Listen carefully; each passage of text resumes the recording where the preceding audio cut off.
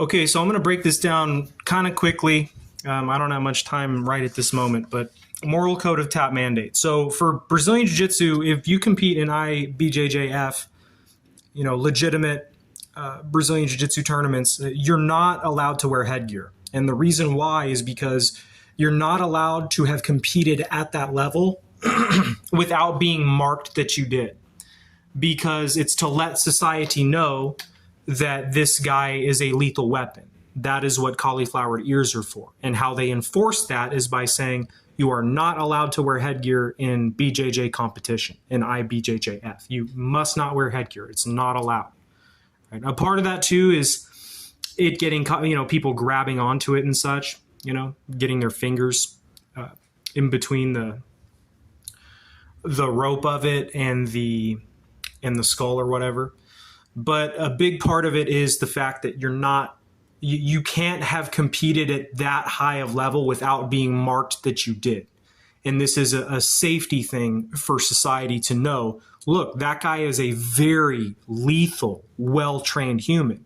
For those of you who don't understand, have never rolled with anybody who's like a blue belt even, or purple belt, when they get on top of you, you feel helpless if you've never trained BJJ before. If you get like a brown belt or black belt on top of you, it's very uncomfortable, very miserable. They basically can tie you up in any way that they want when they get to that level. And so the cauliflowered ears is somebody who's competed in major tournaments and stuff, major competitions, whether it's, ADCC, Mundials, whatever,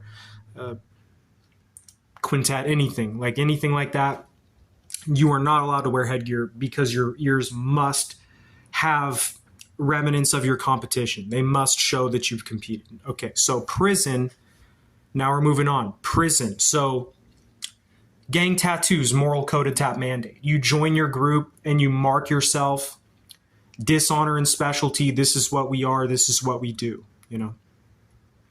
They mark themselves as criminals, gangsters, right? They can't escape it, right? Maleo Torquent. We already get it. We already know why they mark themselves. So they can tell who's who, right? They know that guy's on our side and he's a dangerous piece of shit.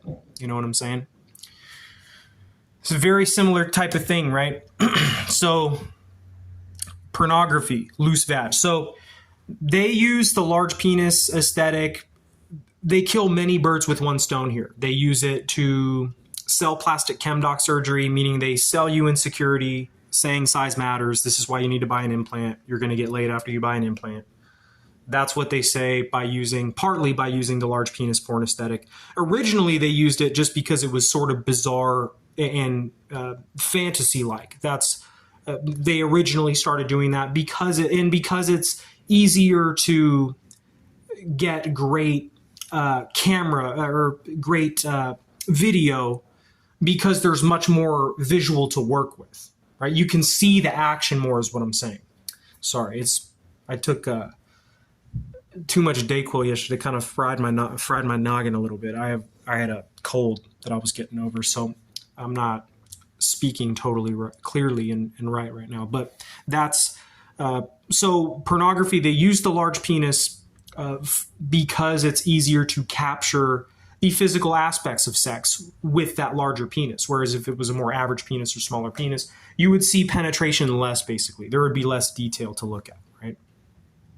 Another part of this is, like I said, also in today's world, to sell plastic chemdoc, of course, sell chemcast and implant. But it's also to mark women's bodies, to save the average man from STD.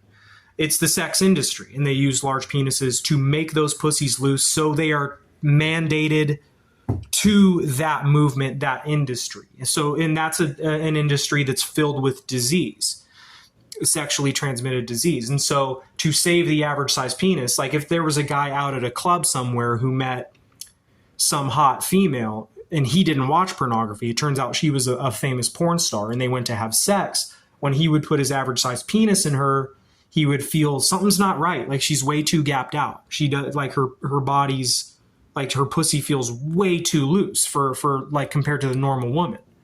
And that they do that on purpose to mark her body as an athlete, basically, of sex, right?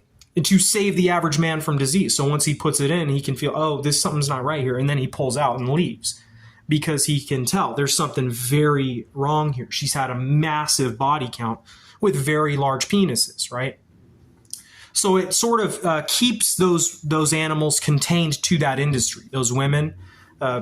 So it saves the average size man from catching STD, right? So that's also dishonor and specialty. All of these are dishonor and specialty.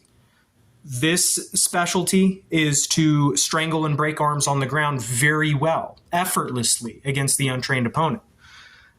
This is also dishonor and specialty, moral code of tap mandate, much like that. Moral code of tap mandate for them, meaning we're great at selling drugs, ripping people off and killing people. We mark ourselves accordingly, so you know that's what we do. Pornography, same thing. As I said, this is multiple birds with one stone.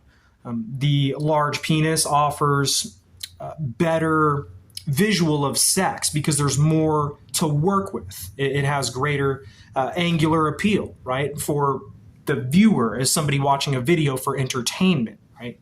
There's more. There's more to work with camera simply, right? Love making is a different story when it's when you're having sex with somebody off camera. You're not focused on making it visible, the penis going into the vagina or penis going into the mouth with her hair in the way or whatever. With pornography, they want the big penis so they can really show the physical aspects of sex, right? They can show it better. There's more to look at. And then obviously to sell you your cock falling off, sell you an implant, whatever.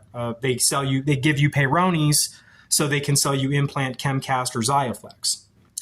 And then, of course, the loose vagina. They use mainly the large penis because it loosens those bodies and saves those women, saves men in the secular dating scene from those women. Those women will, because they're so loose, will feel more inclined to keep their sex within their industry. There's a lot of women in porn who do not have sex outside of pornography because they signed up for that hospice, basically. So that's why they do it. It's to keep those animals contained. That is a moral code of tap mandate.